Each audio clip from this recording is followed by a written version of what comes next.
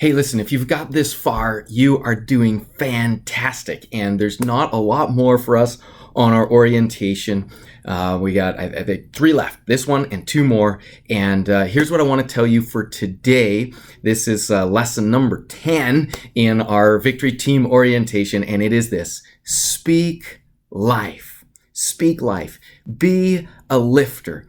Be a blessing. Whatever you do as part of Team Victory, and it's really important, and I know we've talked about this a bit in some of the other sessions and lessons and training and so on, but I really want to emphasize this today, and that is that everybody on the team helps create the culture of the team.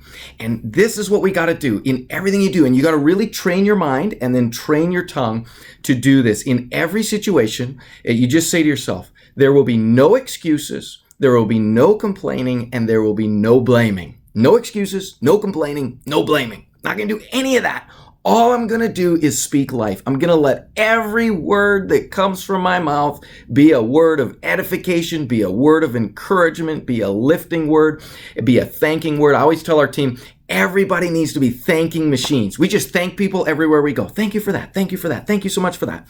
And you say, well, no, it's expected. They should do it that way. No. We don't expect anything from anyone. And that means that everybody who does anything helpful or good or right, that's a blessing. That's a bonus. And we just go, whoa, that's so good. The way I think about it is everybody in our church has a watering can and a gas can. And you're going to come up against fires. You're going to see fires all over the place as you serve. You're going to see fires, and there's good fires and bad fires.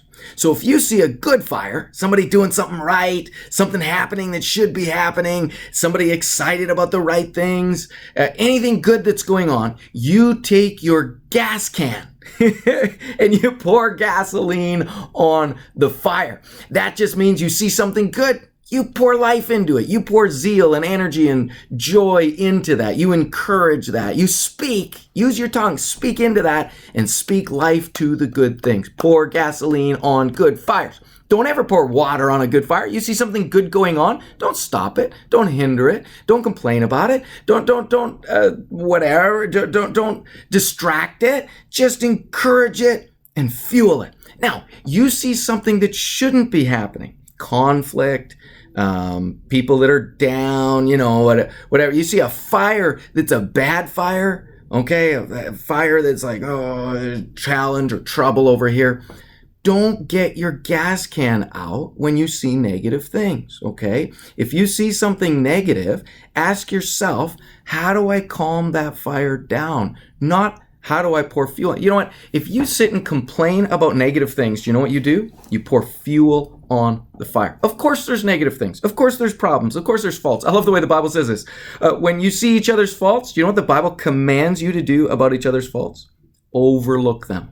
Overlook one another's faults. That's what we're supposed to do. We're going to see hundreds of things wrong everywhere we go all the time. And the Bible's calling for living in loving community that's getting things done together. It says, man, the purpose is more important than us sitting around talking about what's wrong with each other. So when you see things that are wrong or little potential fires of conflict or fires of challenge or fires of gossip or fires of this or fires of that are negative, don't take your gas can and just join in with it or make it worse. Think about, how can I respond to this in a way that's going to put the fire out? How can I just move things in another direction, in a positive direction, in a life-giving direction, in a blessing direction? And you pour water on those kind of fires. So you got 2 cans with you. You got a watering can and a gas can, and they're both using your mouth, using your words. And here's what you do. You walk around our church, you walk around our events, you walk around as a follower of Jesus around our church, and you just say, I'm going to be one who speaks life. I'm going to pour gasoline on the good fires. I'm going to pour water on the bad fires. And I'm going to help build a culture around here that's a life-giving, engaging kind of positive culture. So you can be a big part of that. Thank you for being a part of Team Victory. You can do it all the time. That doesn't have to be, just when you're on duty in a serving capacity. When you're part of our church, you're on duty all the time. You're part of Team Victory. And so you're helping build the culture that is going to impact lives and see more and more people led to know, love, and serve Jesus. Thanks so much. Speak life.